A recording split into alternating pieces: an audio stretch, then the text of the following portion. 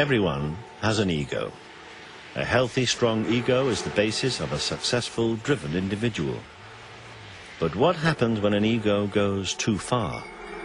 When can someone really be called an egomaniac? Sometimes I appear arrogant. Fuck you, sit down! That's only because I'm the best. Everybody seemed very shaken up by September 11th, and I thought, I don't live in New York. What's it like to cross an egomaniac? I became totally lacking in confidence. No way was I ever going to have a mental breakdown, but by God, it happened. I'm not a person who would ever commit suicide, but the sort are very persistent. Is there a limit on how big an ego can become? What better manifestation than to be like God? He was the mouthpiece of God, and God spoke through him. So what he said was God. And what lengths would an egomaniac go to get their own way? The bodies have been so badly beaten and so badly attacked. It was certainly a very gruesome scene. From the overbearing boss to the ego that spirals dangerously out of control, this film journeys deep into the mind of the egomaniac.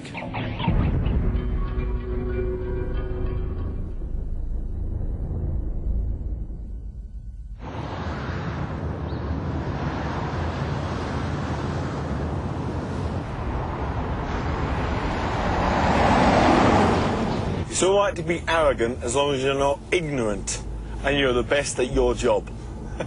Okay? And I am the best at my job. So sometimes I appear arrogant. Okay? That's only because I'm the best.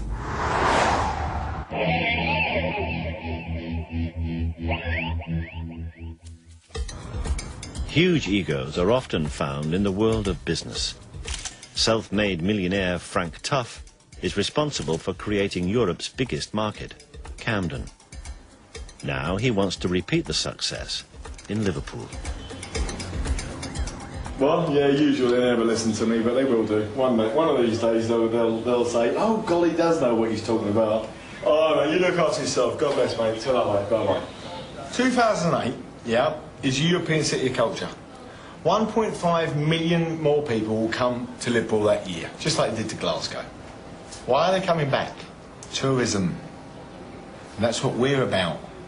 Tourism, okay? We will create the biggest tourist attraction outside of London.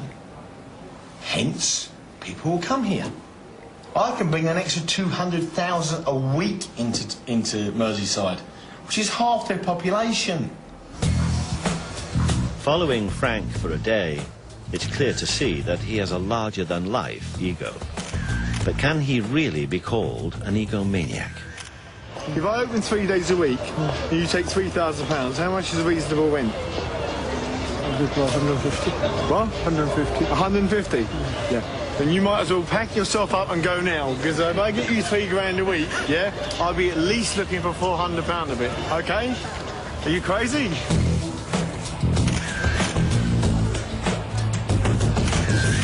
Yeah, he came in, I swear to God, he said, fuck you, fuck you, fuck you, fuck you. And I was, please, take a seat, mate. Just please take a seat. Fuck you, sit down, you and I was sorry for using that C word, but, you know, just lost it. And then by the time he got halfway down the corridor, I got past him, and my brother's like, Frank, don't hit him. I can go from meek and mild to complete nutcase like that. Okay, and back to make a mild like that. Yeah?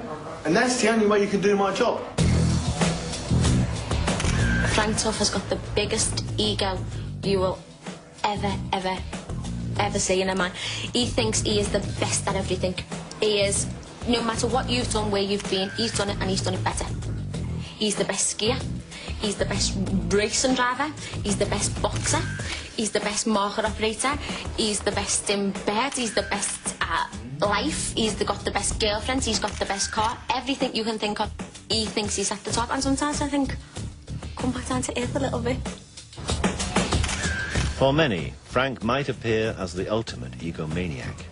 But in today's society, the term is often misused. The true definition of the word relates to something far more sinister. Professor Jeremy Coyd is a forensic psychiatrist. He's studied the ego for over 40 years. From teenage truants to mass-murdering psychopaths, he's experienced the full spectrum of what the ego is capable of. Ego is a total necessity for all people, that unless you have some sense of yourself and then some sense of importance and individuality of yourself, you have enormous problems. You have enormous problems in life, coping, and you have enormous problems in relating to others.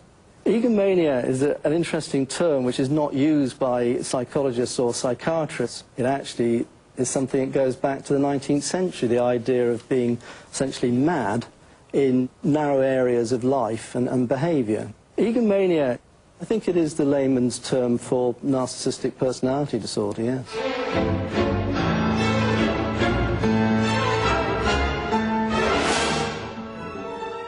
The term narcissistic derives from the mythical image of Narcissus, the boy who pined away at his own reflection and became a symbol of destructive self-love.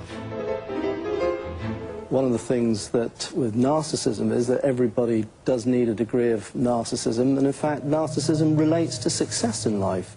There's a direct relationship. The more narcissistic you are, the more financial, material success you have in life. Psychologists have defined a list of 9 characteristics associated with narcissistic personality disorder, or NPD.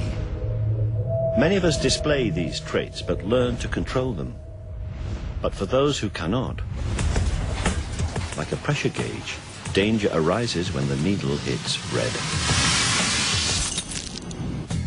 And Frank clearly displays 3 of the 9 characteristics. When you get confidence and you can dance, yeah, the girls talk to you. And more girls talk to me than any. Arrogance. I created the biggest tourist attraction in the UK. So I know I'm good. Grandiosity. But perhaps Frank's most dominant characteristic is preoccupation with success. I drive myself hard because of failure. I never want to fail. Take the pay 105. Bollocks to it. You want something? I'm not a fucking stupid person, you know. I always want to succeed in everything I do. I want each and every one of those people chased up right now. Yeah. Okay? The ones that you know are here, yeah. Okay, I want them in the next 29 fucking minutes. I want it now. I would call myself a very confident person, not an egomaniac. I would not call myself an egomaniac. He's an idiot. John Whelan, John. Can I shout any fucking louder? I'm a very, very quick learner. Might take me half a year to learn your job. Take me about half an hour to learn his. And about 15 minutes to learn hers. Okay? Sorry about that. That's my ego coming out. Although Frank displays 3 traits associated with narcissistic personality disorder, to be clinically diagnosed, you need to have 5 or more dominating your character at the same time. Such individuals have personalities that can border on the unhealthy.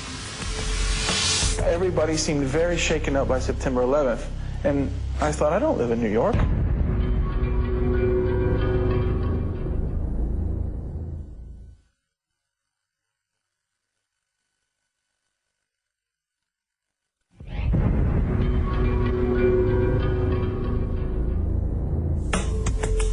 There are 9 characteristics associated with egomania, or as it's clinically known, narcissistic personality disorder.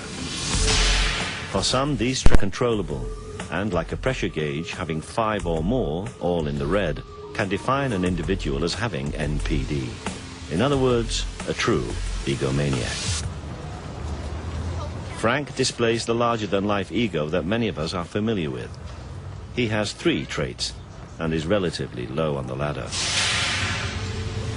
But adding just 1 more trait can make a dramatic difference. I'd hear about some disaster and people would go, oh God, I can't believe it, and they'd be obviously shaken. I'd be like, you know, I'd stare around and I'd be like, so what?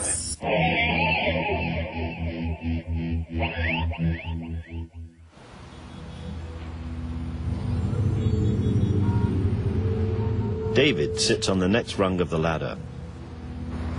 He has 4 characteristics associated with NPD, and the most dominant one is a lack of empathy.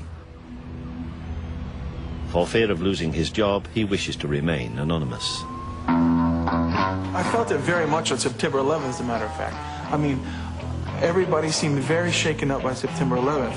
And I thought, I don't live in New York. And I thought, boy, this isn't normal. Normal people don't feel this disconnected from the rest of humanity. I mean, they're not this selfish. Because people in my town were gathering out on the street and hugging and crying on September 11th. And I was just like, wow, something's definitely wrong with me, you know, because I'm not getting this. Lack of empathy is one of the key features of NPD. It's very subtle. They don't really care. They don't care if you're hurt. They won't be sad if you're heartbroken. These individuals are ultimately unable to love. They don't have true, deep feelings of caring for others. But actually, lack of true feelings, lack of feelings of guilt, lack of feelings of remorse in the more severe cases of NPD can actually facilitate you getting what you want. If you don't feel sorry because you've hurt somebody or somebody's lost because you've conned them or you've committed a fraud, then what the hell? You get on. David's lack of empathy not only affects his outlook and attitude to others, it also affects his perception of himself. As a result, some of life's most emotional moments appear to pass him by. I went to my father's funeral, and people, you know, who are barely related to my dad are standing around crying. I wasn't happy that my father died, but, I mean, I wasn't upset enough to cry. And I don't know why that is. I mean, because there's a certain amount of emotional barrenness involved in narcissism. Even what many consider to be the happiest day of their lives leaves David cold. When I got married, from the time I took my vows, I had no intention of being emotionally faithful. I had no intention of being emotionally committed. I probably had no intention of being physically faithful. It was really like I was just doing it because it was expected. You know, like, you want me to get married? Fine, I'll do it. You know, I will show up. I'll go to your wedding, but and I'll say your words, but it means nothing to me. If I meet a bridesmaid there, I don't know what might happen. David paints a lonely existence of someone who has just 4 traits of NPD. To be clinically diagnosed, you need 5 or more. So, how can one tell? Psychologists have devised a simple test. Depending on how many times you answer yes to the following questions, may mean that you suffer from NPD. Do people often fail to appreciate your very special talents or accomplishments? Have people told you that you have too high an opinion of yourself? Do you think a lot about the power, fame, or recognition that will be yours someday? When you have a problem, do you almost always insist on seeing the top person? Is it very important to you that people pay attention to you or admire you in some way? And do you feel that you deserve special treatment? Do you often expect other people to do what you ask without question because of who you are? Do you often find it necessary to step on a few toes to get what you want? Would you say that you're not really interested in other people's problems or feelings? Are you often envious of others? Do you find that there are very few people that are really worth your time and attention? Thank you very much. If you answered yes 5 times or more, it could mean that you have NPD. Malignant Self-Love by Dr. Sam Vaknin is one of the first true attempts to understand a narcissist. The narcissist is addicted to a drug called narcissistic supply. Narcissistic supply is a fancy term, and it describes all forms of attention, both positive and negative. Narcissists are very utilitarian, very pragmatic, and very flexible, multi-purpose machines. They have what I call X-ray vision. They are able, instantly, to diagnose the weaknesses, vulnerabilities, soft spots, predilections, fears, hopes, and emotional needs of everyone around them, and to put it to use instantaneously, relentlessly, and ruthlessly. Narcissists never regret what they do, simply because they do not hold themselves responsible to the consequences of their actions. Crossing these individuals can be a daunting experience, especially if you have to do it on a daily basis. The workplace is a familiar backdrop for tales of the egomaniac. For about 10 years, I experienced incidences of bullying. I would often sit in my car and not be able to drive home because I was either so angry or I was just in floods of tears. The general manager had a habit of breaking down someone's reputation and then building it back up, and I became his target.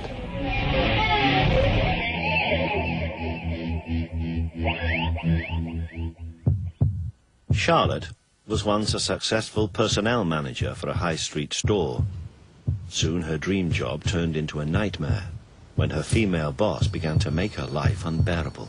When I first met her, she was extremely charming, very friendly and personable, and I felt that we would have a very strong working relationship. It was within a couple of months that things actually started to change. Her behaviour became very, very cool. She became very obtuse with me and seemed to constantly be critical of the work that I was doing. Adrian was a manager at a software company until a new boss joined the firm. My line manager called me into a room for an informal chat. In that chat, it turned out that it was a disciplinary hearing, and he said, "We're going to have to give you a written warning," which was a real surprise to me. And he said, "Well, your performance is being monitored. People are watching you." Ellen, the school teacher, claims the headmistress launched a smear campaign designed to ruin her. The daily inspections became very much an intrusion in my relationship with my pupils. That was what was the most difficult part of it. It made me feel very nervous. It made me feel I was being watched. The black shadow coming into the classroom. Most narcissists become bullies in the workplace. They taunt, they torture, they sadistically inflict pain, sometimes unnecessarily, mainly on their underlings. They are obsequious to the higher-ups and sadists to their underlings. I became totally lacking in confidence. I was feeling ill. I felt crushed. So I knew that I was under greater pressure than I could bear. I didn't feel like getting out of I bed. became extremely explosive at home because I was a complete nightmare to live with. No way was I ever going to have a mental breakdown. But by God, it happened. I'm not a person who would ever commit suicide, but the sort were very persistent. Narcissists resent weaknesses, resent vulnerabilities, and as a result, they resent weak people, vulnerable people. That means that narcissists have an inbred aversion to children, the elderly, sick people, weak people, vulnerable people. Actually, this provokes in the narcissist a sadistic impulse to inflict further pain, to exploit the vulnerability, to enhance the weakness, to prey upon it. Narcissists are predators, and wounded animals are the ideal prey. Finding someone with 5 traits or more of NPD isn't easy. Unsurprisingly, it's far more common to find someone who knows a narcissist rather than someone admits to being one. Dr. Sam Vaknin pointed us in the right direction. Leading a cult where critical faculties are suspended, where people are mere instruments of gratification, where discipline is maintained, where criticism is unheard of. This is the wet dream of the narcissist, to be at the center of a group of unreflecting, unthinking, totally obedient people. The cult leader is the perfect example of an extreme narcissistic personality. He typically has 7 or 8 traits, the most dominant ones being excessive need for admiration and exploitation of others.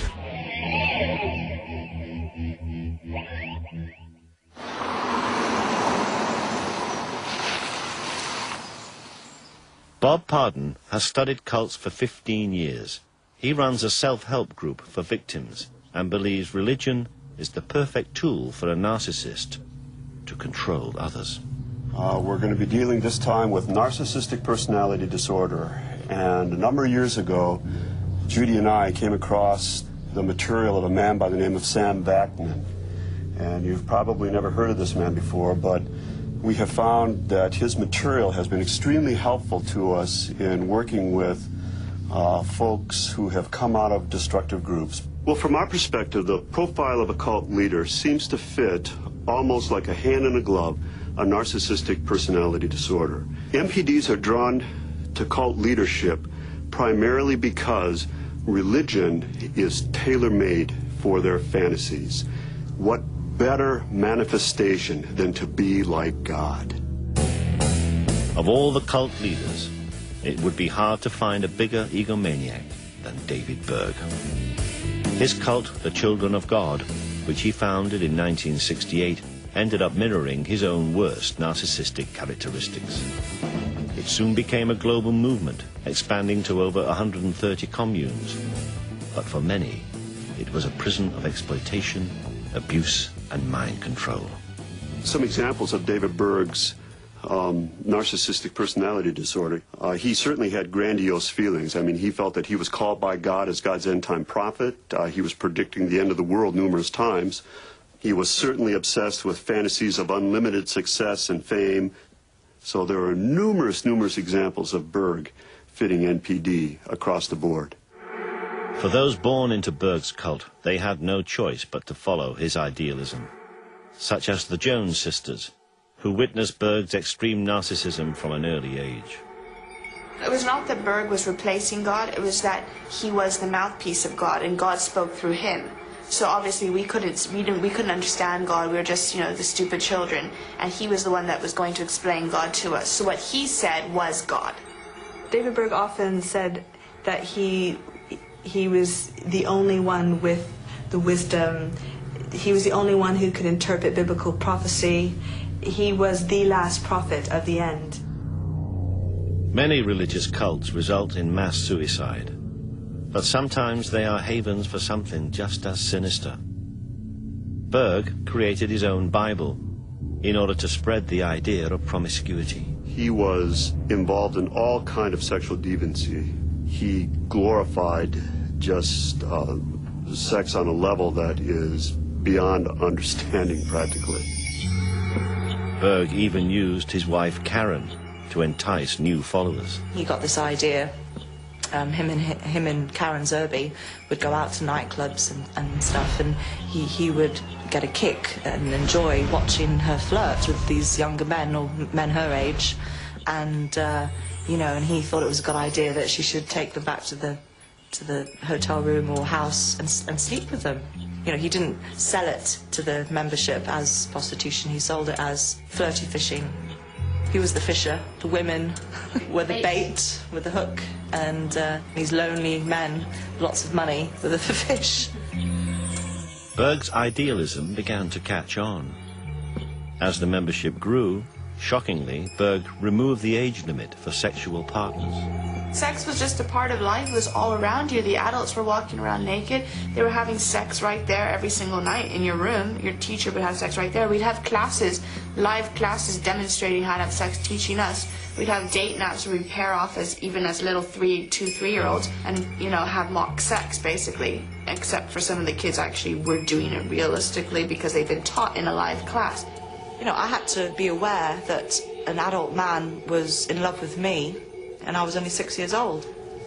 If there was an adult male in the commune that took a fancy to you, you couldn't do much about it, really. In some cases, even if it wasn't forced, if you weren't raped, it was still abuse because it was an abuse of power. All the adults, there was no one that you could go to complain if anything did happen. Incredibly, Berg led the Children of God for a quarter of a century before his death in 1994. Some will never forget his narcissistic personality.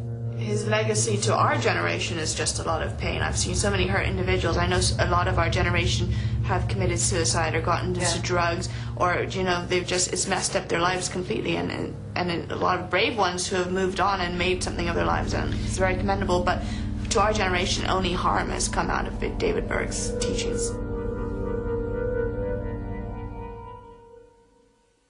With at least 7 out of 9 possible traits of NPD, a cult leader is a dangerous example of a narcissistic personality. But what type of individual would have all 9? Never before has anyone been diagnosed with the full set. Until now. Normally, most individuals have 1 or 2 of the characteristics of narcissistic personality. Brian had 9. All 9.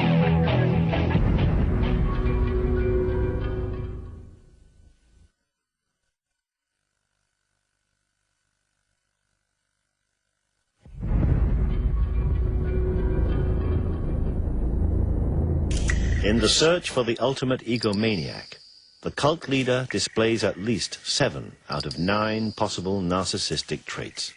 Usually, with hundreds of followers, the cult leader is easy to spot. But would it be as easy to spot someone with all 9 traits before it's too late? Brian Blackwell seemed like the definition of innocence, the nice boy next door. What nobody could foresee was that this 18-year-old intelligent student possessed all 9 possible narcissistic characteristics, making him the most volatile, unpredictable, and dangerous of individuals.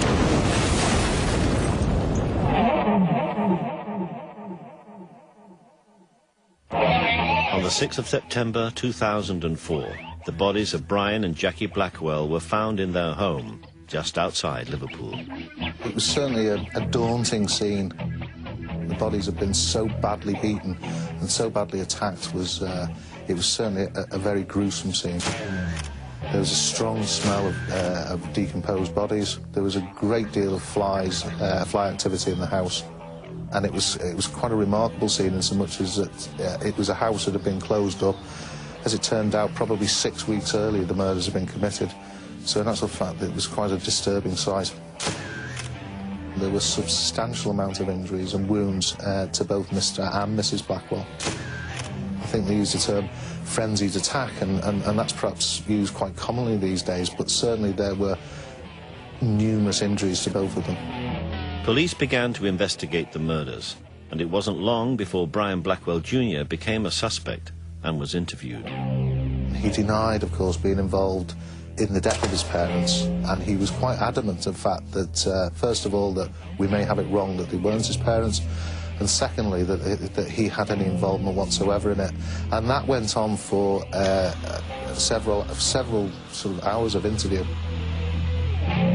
As the police continued to interview Brian, they made a breakthrough in the case. They discovered a hammer amongst his possessions believed to be the murder weapon. Although the evidence against Brian was overwhelming, he would not confess. This was significant information we had to put to him.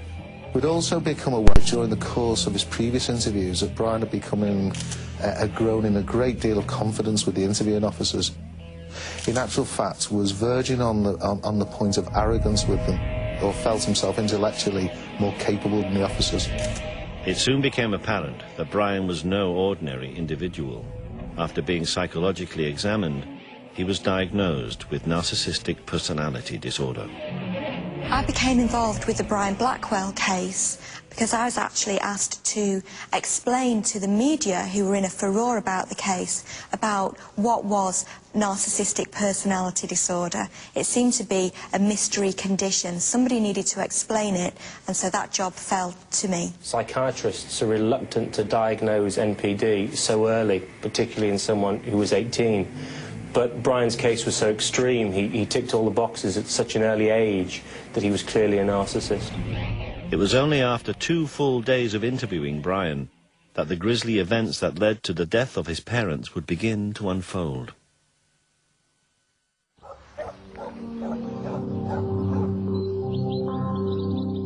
From an early age, growing up in Melling, Brian's behaviour didn't go unnoticed. I always thought he was a bit strange. He didn't dress like a trendy teenager, nothing like. It was like trousers and shoes and... A bit like an old man. A jumper, like them Pringle jumpers, like, stuff like that he did there. Yeah. And he wasn't allowed to play with us either when we were kids.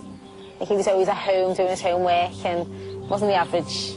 Teenager? Kid. Yeah, or teenager, yeah.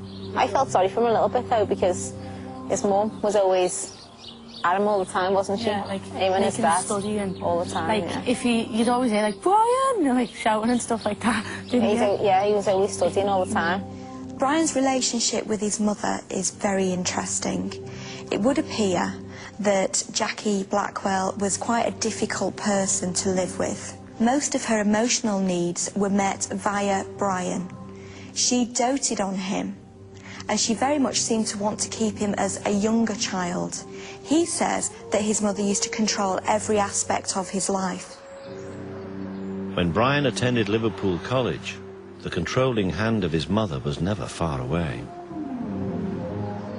Apparently she chose his clothes, and according to him even went so far as to dress him physically in the morning.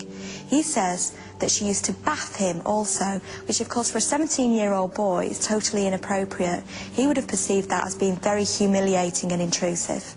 She ruled him. It was like she dressed him, she told him what to wear, she told him what to eat, what to, just how to do everything. In all these situations, the common thread is not recognizing the boundaries of the child, not accepting the emerging self of the child. The child is not allowed to separate from the parents. Brian Blackwell retreated very much into his fantasy world. So he would spend long periods of time in his bedroom, long periods of time at the weekend just with his parents. The patient creates a false self and replaces his true self with this concoction. He would fantasize about being a brilliant tennis player, somebody who was hugely popular and had all of the trappings of a successful sportsman. The patient then uses the false self to garner and collect narcissistic supply from people around him. Attention, adulation, admiration, affirmation, applause, and even notoriety and infamy are forms of narcissistic supply. Brian's false ego as an international jet-set tennis player took on a life of its own and soon gave Brian the confidence to meet girls. A very important development in the Brian Blackwell case was that he met Amal, a girl at college. Now, there was some competition for Amal's affections, and Brian felt that he really needed to impress her. He told her that he would buy her a car, and he did so. In order to do this, he needed to access money, and he had no money of his own, so he used any means necessary. Without his parents' knowledge, Brian emptied a trust fund to finance his make-believe celebrity lifestyle. He also employed her as his secretary. Now, this was a fictitious position. She believed that he was sponsored by Nike and Fisher because he was a tennis player. Now, he had no such sponsorship. He wrote a very long document detailing Amal's duties as his personal secretary, and he even paid her a cheque for £39,000, which obviously bounced because he only had 9 pence in the bank.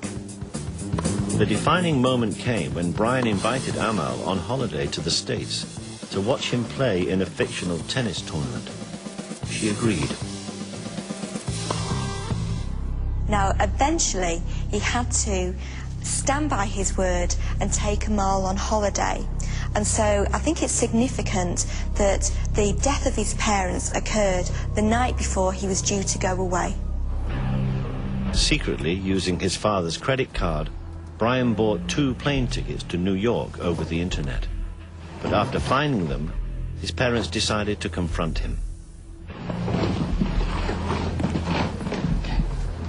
Brian?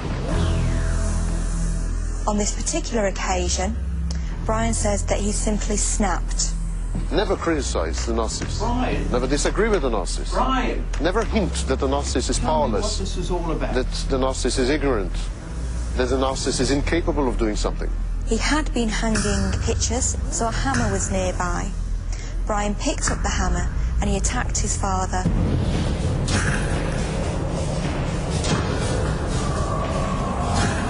He says that he just launched the hammer at his father's head.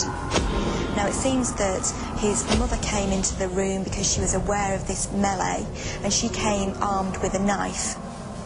Brian says that he took the knife from her, hit her with the hammer also, and then he stabbed her. He stabbed her around the neck, the chest.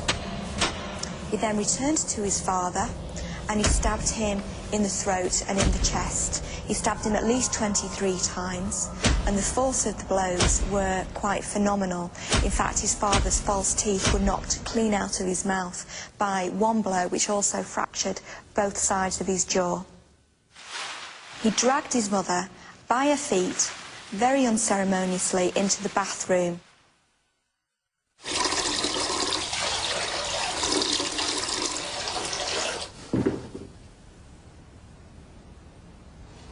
Now, I think it's interesting that his mother used to bath him. His mother used to bath him and had in fact bathed him the night before. So, in actual fact, he took her to the scene of his own humiliation. Despite brutally murdering both his parents, Brian continued with his plans to take Amal on holiday to New York.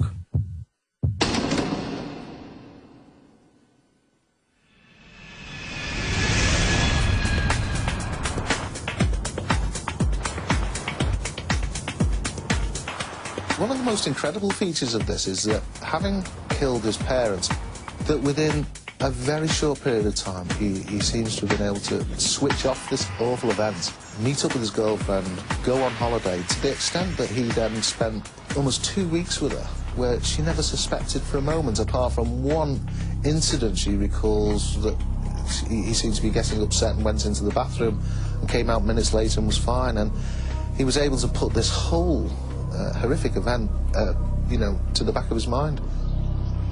2 weeks later, Brian returned to the house.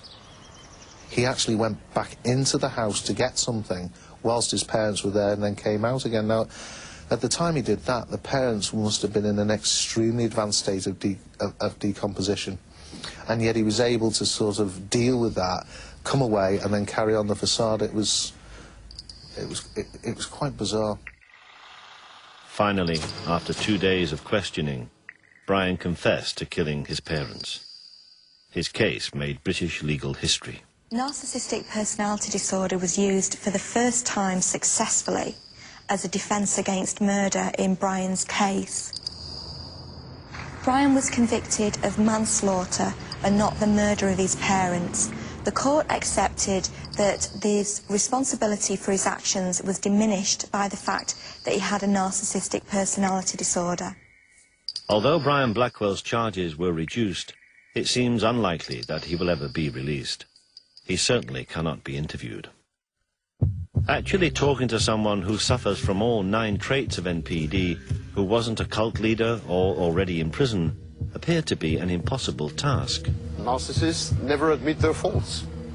Narcissists never accept responsibility. It's not like the narcissist is likely to come forward and proudly say, I'm a narcissist, and it's not something to be proud of. And it's not something the narcissist admits to. No, forget this. It's very bad. Bloody hell. Just a second. These kids, shoot them. However, sometimes the answer can be staring you right in the face. Listen, if the answer is not what you expected, cut camera. I repeated it 17 times. Cut.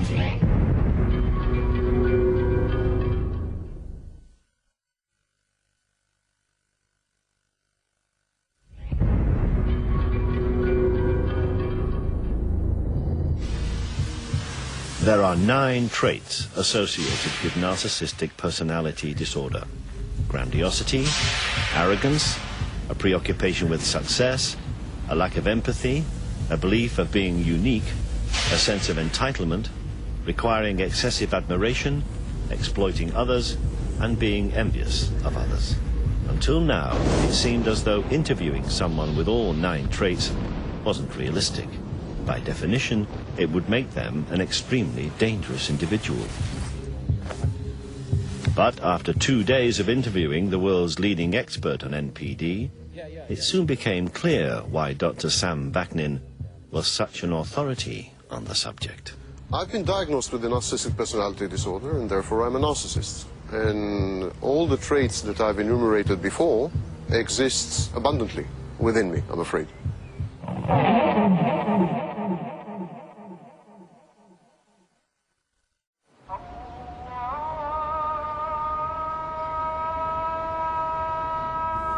We had finally found a level 9 narcissist. Sam is unique. He not only has all 9 traits, but he's been aware of his condition for over 20 years. I'm a self-aware narcissist, which is a rarity. Most narcissists are not self-aware. They have no introspection. They don't have the ability to step aside and look at themselves and realize that they are the source of their own misfortunes, defeats and troubles. But self-awareness is not like healing, is not the same as healing. If one is aware that one is a cocaine addict, that doesn't wean him off the drug. In a drastic attempt to cure himself, Sam has lived in a self-imposed exile in Eastern Europe. I was first diagnosed with the narcissistic personality disorder in 1984 or 5. My narcissism affected each and every field of my life. Cut. Let's start from the beginning. Sam's authority on the subject is second to none, but filming a level 9 narcissist was never going to be easy. I'm unable to sustain long-term relationship. I don't feel, I have no emotions that I'm aware of. Just a second, these kids shoot them? I don't know why people are not born adults. Absolutely unnecessary stage. I'm unable to work with other people in teams. I am unable to hold on to a job. Actually, I'm unable to sustain any kind of social interaction. No, forget this. It's very bad. Really? Cut, beginning.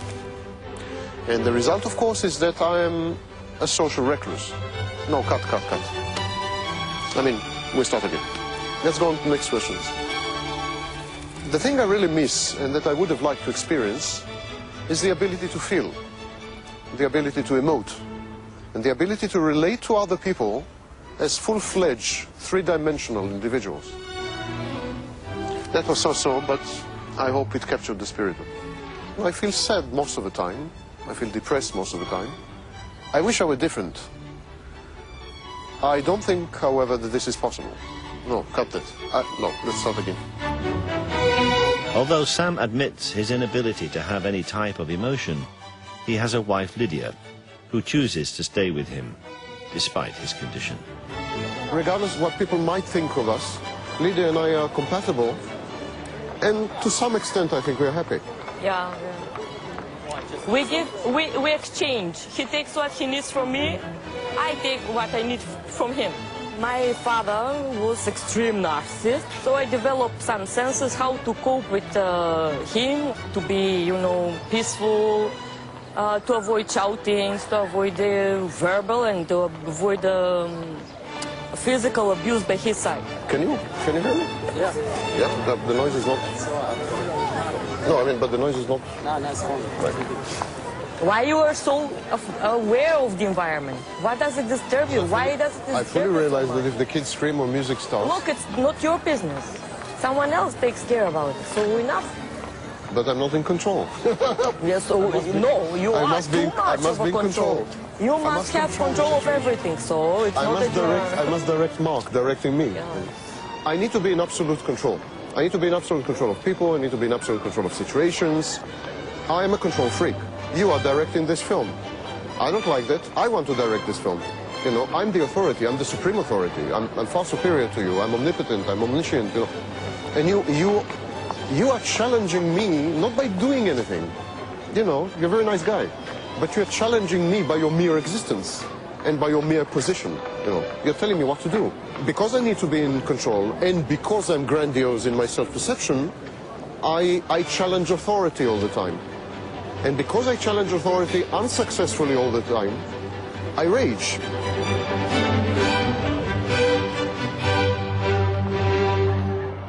Sam is able to offer a unique insight into why an extreme narcissist can suddenly rage uncontrollably, as Brian Blackwell's defense claimed that he'd done. When I feel insulted or injured, I feel that I have been negated, that I've been annihilated. I feel that I'm dissolving into molecules. I feel that my very being, the core of my being, my essence, is being threatened directly. And I feel that I have to immediately restore balance by nothing less or nothing short of eliminating the source of frustration.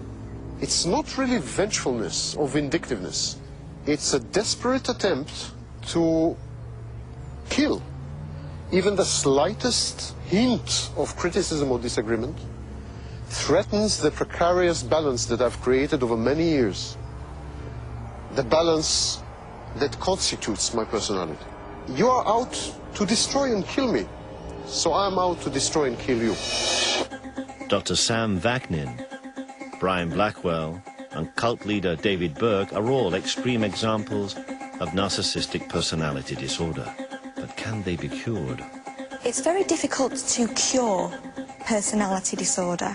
Personality disorder, by its very definition, is an enduring and stable part of somebody's psychological makeup. But what you can do is that you can help people to control their traits. Many therapists and mental health professionals will tell you that narcissism is treatable, that it can be either reversed or utterly cured, or at least some of the behaviors can be modified. And that is largely untrue. Narcissism is the narcissist's personality. You can't cure the narcissist because you can't take away his personality. It's estimated that there are as many as 6 million people worldwide who may be suffering from varying degrees of NPD. But with such an underdiagnosed condition, that number could be far greater. So it's very difficult to know who exactly has it, because by its very definition, if you are narcissistic, you think that you are better than other people, you're great, so you're not going to go to the doctor and complain. What is certain is that those diagnosed with narcissistic personalities, in other words, true egomaniacs, satisfy their need by preying on others. And for that reason, they will never go hungry. We are superior subspecies. We transcend humanity. We are Nietzsche's Superman. We deserve the subservience and the availability of everyone around us. Luckily, every year 100 million people are born throughout the world. We have 100 million new choices every year.